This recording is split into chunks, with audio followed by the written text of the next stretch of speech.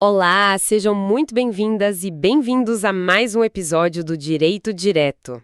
Exatamente, o seu programa que descomplica o direito de um jeito bem objetivo, claro e, o mais importante, acessível para todo mundo. É isso aí. E antes de começar o nosso tema de hoje, aquele recado de sempre. Se você curte o nosso trabalho, segue a gente na sua plataforma de áudio preferida, seja Spotify, Deezer, qualquer uma. Isso, e não esquece de avaliar com 5 estrelas, curtir, compartilhar com os amigos, sabe, ajuda muito a gente a alcançar mais gente, especialmente quem está na luta dos concursos. Com certeza. E também tem o nosso perfil no Instagram, que tem sempre um conteúdo complementar bem legal. É perfeito para ouvir no trânsito, lavando a louça, na academia. É um conteúdo denso, mas de um jeito leve, né? E, olha, a gente sempre avisa que os nossos roteiros são baseados em cadernos de estudo. Então é como se vocês estivessem acompanhando a nossa evolução. Exato. Podem até comentar, trocar ideia. E fica a dica, criem playlists por matéria. Ajuda muito a organizar os estudos. Bom, hoje a gente começa uma série nova e muito importante. Importantíssima. Vamos falar de fato típico, um dos temas que mais caem na parte geral do Código Penal. Isso. E como o tema é longo, a gente dividiu.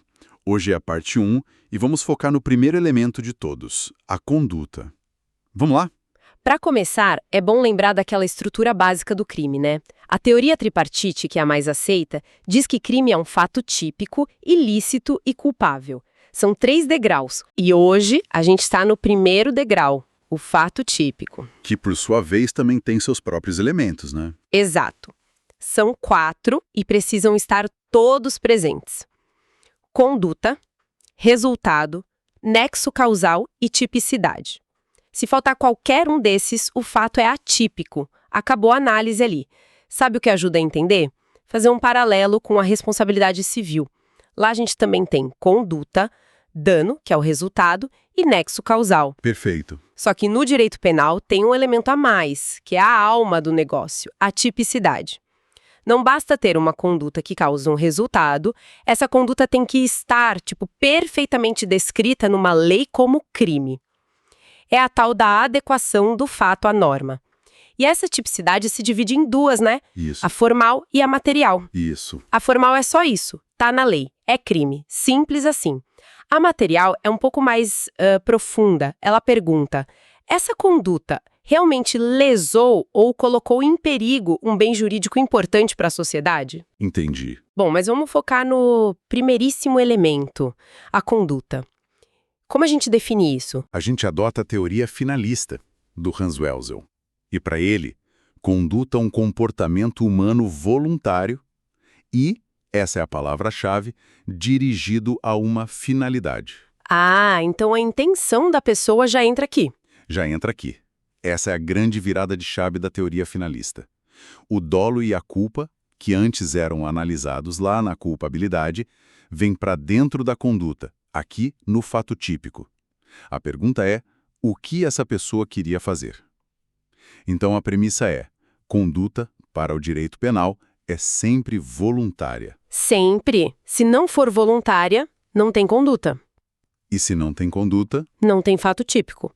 O que nos leva às causas que excluem a conduta, certo? exatamente. A primeira delas, e talvez a mais famosa, é a coação física irresistível. O nome latim é vis absoluta. Que é, basicamente, quando a pessoa é usada como um instrumento, uma ferramenta. Perfeito, o exemplo clássico. Alguém te empurra com uma força absurda, você cai em cima de uma terceira pessoa e essa pessoa morre. Quem praticou a conduta não foi você. Você foi a arma, seu corpo foi a pedra, sua vontade foi 0. Não teve escolha nenhuma. E aqui tem um ponto que os materiais sempre destacam, que é uma pegadinha clássica de prova, a diferença entre essa coação física e a coação moral. Fundamental. Na coação física irresistível, como a gente viu, não tem vontade, então não tem conduta. O fato é atípico, a análise para aí. E na moral? Na coação moral irresistível, a pessoa tem uma escolha. É uma escolha horrível, mas tem. Pensa no gerente do banco com uma arma na cabeça e o ladrão fala, abre o cofre ou eu atiro. Ele tem a opção de não abrir. Claro, uma opção com uma consequência terrível.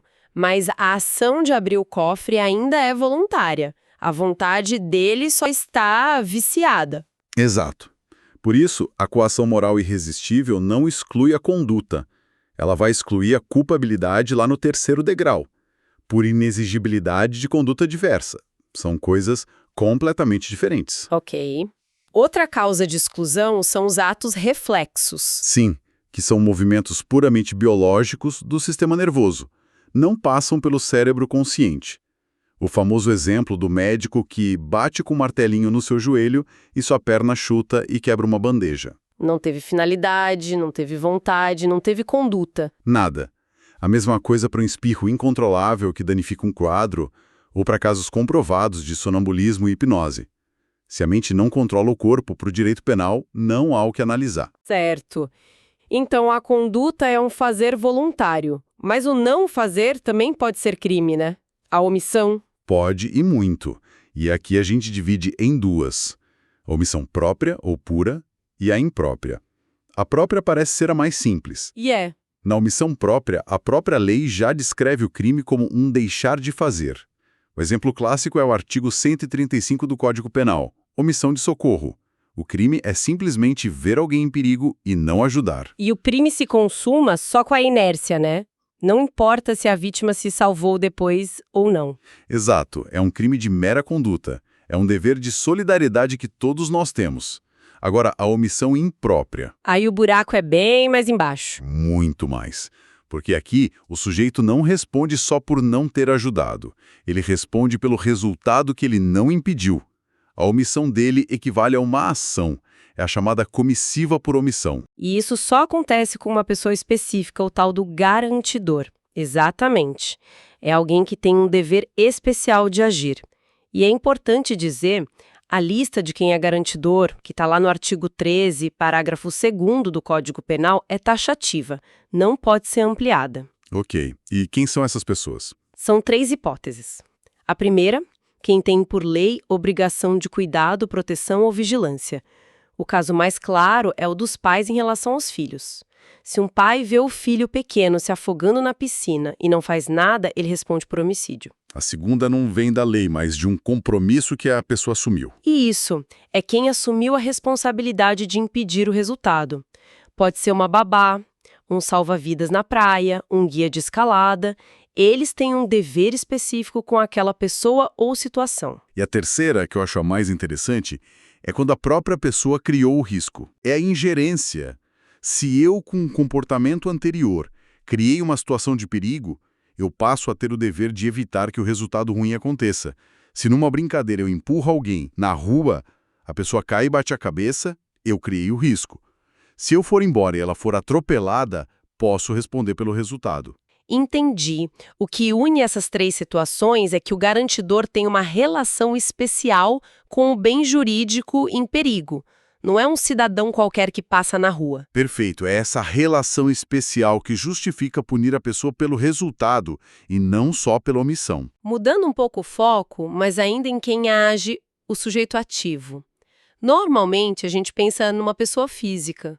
Mas e a pessoa jurídica? Uma empresa pode cometer crime? Essa é uma discussão que durou décadas. A visão clássica era: crime exige vontade, empresa não tem cérebro, logo, empresa não comete crime. A ideia era punir o diretor, o gerente, a pessoa física por trás.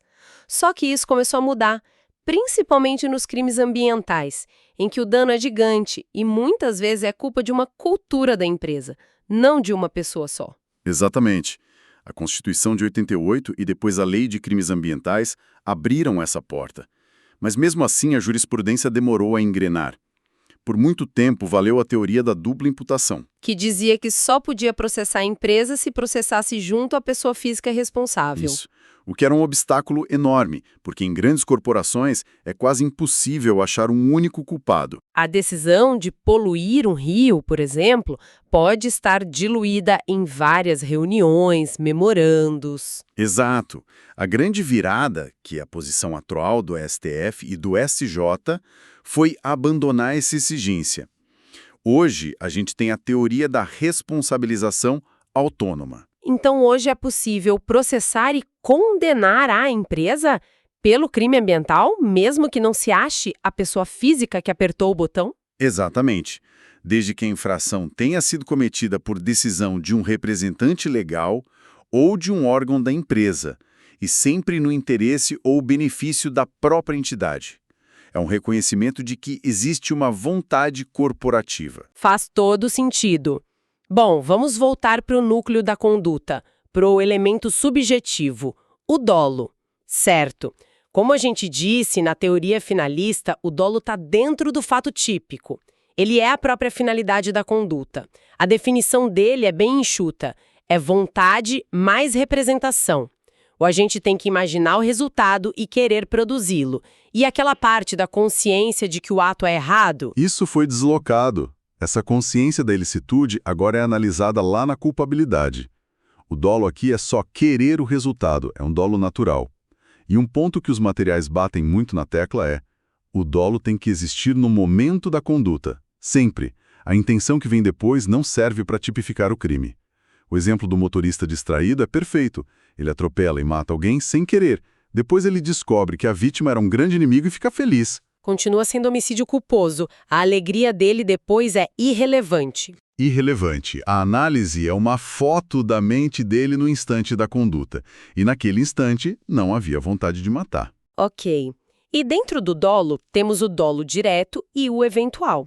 O direto é quando o agente quis o resultado. Mas dá para dividir mais, né? Sim, em dolo direto de primeiro grau e de segundo grau. O de primeiro grau é o objetivo principal. O terrorista põe uma bomba no avião para matar um político. A morte do político é o dolo direto de primeiro grau dele. E o de 2 graus? São as consequências que ele sabe que são inevitáveis para atingir o objetivo principal. O terrorista sabe, com certeza, que para matar o político, os outros 200 passageiros e a tripulação vão morrer também. Ele não quer, primariamente, a morte deles, mas aceita como um efeito colateral certo. A palavra-chave, então, é certeza. Certeza. Ele não assume um risco. Ele aceita um resultado que ele vê como garantido. E aí a gente chega no terreno mais difícil. O dolo eventual. Aqui não tem certeza, tem possibilidade. O agente assume o risco de produzir o resultado. E o que define o dolo eventual é a atitude dele. É a indiferença. Ele prevê que o resultado ruim pode acontecer e pensa algo como: se acontecer, aconteceu, não me importo. Ele consente com o resultado. É aqui que entra aquela distinção final, que é o terror de muito concurseiro. Dolo eventual versus culpa consciente. Exato. Nos dois, o agente prevê o resultado. A diferença é puramente interna.